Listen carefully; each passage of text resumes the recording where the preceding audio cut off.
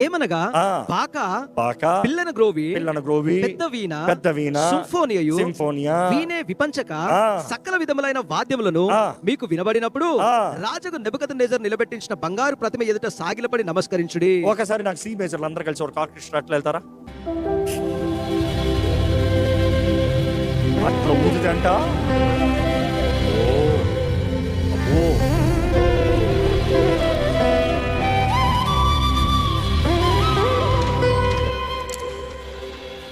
అట్లా ఊదాలంట, అట్లా రావాలంట.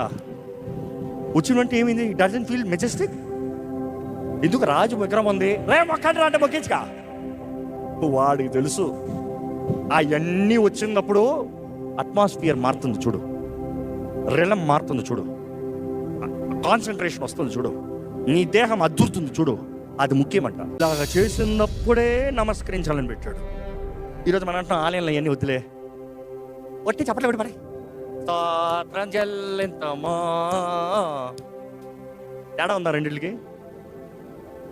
బికాస్ నీ అజ్ఞానము సృష్టి మొత్తం దేవుని బిడ్డల కొరకు ఎదురు చూస్తుందంట.